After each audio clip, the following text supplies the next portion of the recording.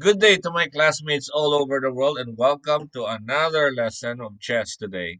And this is in continuation with the lesson that we have previously. We learned about moving and capturing in the previous lesson. Right now, we are going to learn how to go to different squares of the board using different pieces. This lesson would actually help us visualize how we move our pieces and how to get to our destination, or how we can actually do what we want with our pieces. Let's start with this position. Now, in this position, we have the rook as our piece. Now, our goal is to reach to this pawn on b6 in two moves. Did you know that the rook can go to any squares on the board in two moves if not stopped? Yes, that's true. Okay, now tell me how to do it. We learned in the previous lessons that the rook can go up, down, although in this position it could not go down, left, and right. Now, where do we stop the rook for us to reach b6 on the second move? If you guessed it on e6, then you are correct. Okay, if you stop the rook on e6, on the next move, you are going to be able to go to b6. Now, there is another way for you to do that. The quickest route. What is the quickest route for you to reach this position? Okay, although this rook to e6 is quickest already, there is another way for you to do it in the same number of moves. Yes, you are correct. Rook to b1 is also a way for you to reach the pawn on b6 on the second move. Wow. Is that easy or not? Yes. Okay, of course it's easy. Okay, now let's move forward to the bishop. There are two ways for you to get to e7, which is our goal for our bishop. And I want you to tell me which squares is it possible for you to go for you to reach the e7 square. Where do we stop? The bishop can go straight lines diagonally. Okay, so we have to make sure, okay, that the destination we want our bishop to go is a dark square, since we have a dark squared bishop. Where do we stop our bishop? Perfect. Okay. You can stop on a3. Okay. And on the next move, you can definitely go to e7. What is the other way? All right. There's another way. It's on bishop to g5. Very good. Okay. So that is how to actually plan on how to move your pieces. You have to have an end in mind, and you have to visualize on the board how do you get there. Okay, there are several ways for you to get there. You can go b1, c3, and then go here, and then go here, and then go here, but there is always a quicker way. You can even actually go to e3 and then go to c5 and then go to e7, but there is always a quicker way. A6, oh sorry, a3 or g5. Okay, let's move forward and check another piece. Oh, the queen. There are several ways for you to do this. Do you remember? The queen is the most powerful piece on the board, and it can go like to many different squares in, if it's on the center of the board.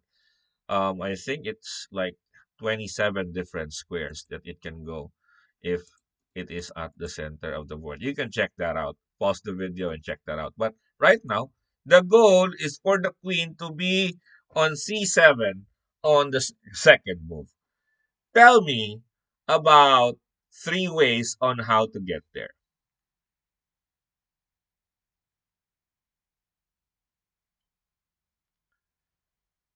Okay, you are thinking. I know. Okay. This one's easy. Okay. One, okay, is queen to a7. We can also go queen to c1. That's two. We can also go queen to g7, and that's three. Okay. I think there is two more. I think there is one, two, three more. Three more ways for you to get there. Can you look that out for me? I want you to answer that on the comment section. What are the other three ways for us to get to c7 if our queen is on a1? We already gave c1, a7, and g7. What are the other three ways? Okay, that's a challenge for you guys. And let's go to the next piece, which is the knight. Oh, the knight. See, with the knight, you have to practice moving the knight so that you know how it moves. Practice would actually make you familiarize with how the knight is moving. Now, the goal for the knight is to actually go here. We cannot capture it straight because after moving straight up, okay, the knight must turn right or must turn left. Okay, if you can remember. So how can we be on e5 if our knight is on e3 in two moves? How?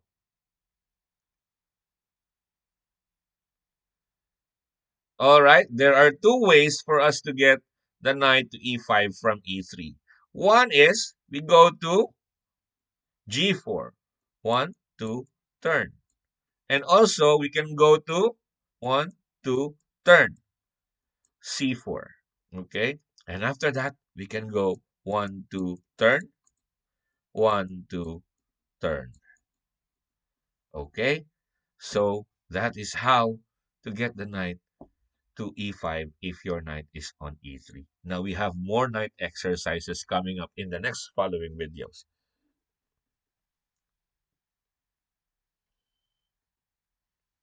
How about this? The king. Okay, the goal of the king, although this is the slowest piece on the board because it only moves one square, how do we get the king to be here? Okay, the only way for the king to get there, okay, because if we go here, it's going to be dangerous for our king. The pawn might capture us when we don't like that. And we could never put the king in danger at any point of the game. That's the rule of chess. So how else can we go? Only one way. Here is the way. King to b6 so that we can capture the pawn on the second move. Now let's move forward. Again, a knight. Okay, there are two ways for you to get to f5 if your knight is on c2. How do we get there?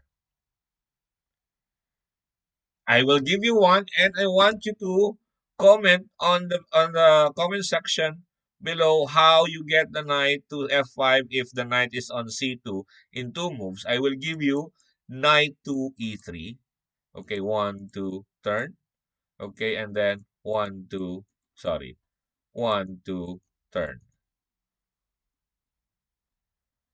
Okay, so that's the first one, and I want you to answer the other one on our comment section. Okay, that's how the knight moves. Okay, this is easy. The rook. How many different ways can the rook go to g2 if the rook is on c6?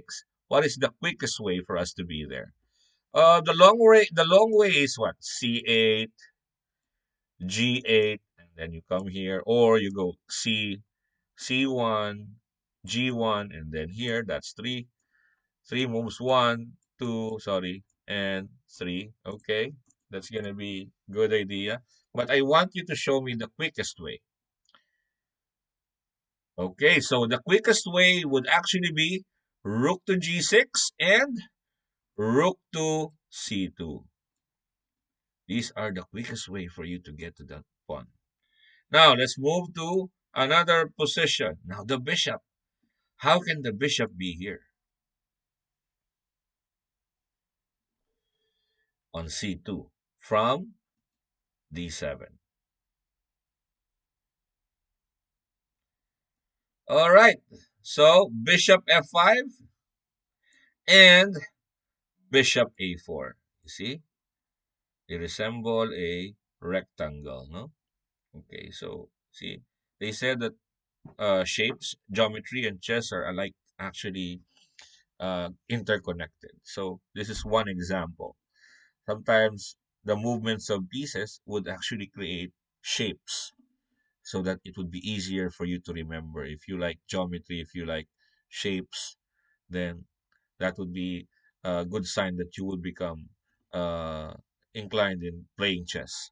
Now, this is tricky. There are lots of different ways for the queen to be on c6, c6 from g5.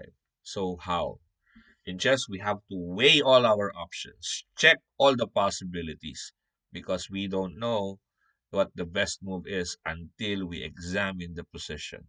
So let's try and find out how many different options does the queen have. How many different options? Okay, I will give you one. Queen to c1, queen to g6, and another one is what? Queen to g2. Although, also, we can put the queen here on d7, d5, but it's, even though it's in danger, but still, it's not against the rules for you to actually put the queen in danger. If the position is justifiable, then that would actually be a move that you can consider. There are two other moves that I did not say. So, or three other moves that I did not say, two or three. So, yeah, I would like you to find it out yourself. Okay, which other ways the queen can attack or aim for the pawn on c6. Now we have this one, the king. How can the king go to f3 in two moves if the pawn is not going to be moving? So it's like the same thing as we had earlier. So the king could not go here because never we could put the king in danger in any point of the game, at any point in the game. So you have to place it in front of the pawn. Okay, so that's how you attack a pawn in the front. You don't attack the pawn on the diagonal side because it's gonna capture you. It's gonna put you in danger. So you don't want to do that. Next, here, the knight. Okay, same position. Okay, same concept. The knight can go to two different squares. Okay, in order for the knight to reach c6. So how are we gonna reach c6 in two different ways? One way is on f5. Sorry, e5 and then go here. What is the other way? Okay, so in this lesson, we learned about aiming, attacking, or going to the safe route, visualizing the board. These are the skills that you need to learn when you are starting to play chess. And I hope you are able to follow all the videos because all the videos that I have been uploading is interconnected. This is like crash course for you to learn chess easily, and I hope to be part of your chess journey. So please like, subscribe, share this video, and continue supporting and watching uh, all my posts. And I hope I would be able to assist you and learn as I post different lessons, the lessons gets deeper and deeper. And thank you so much for those who have subscribed, like, and continuously supporting me. Shout out to you guys. And I hope to see you again on the next video. Thanks so much.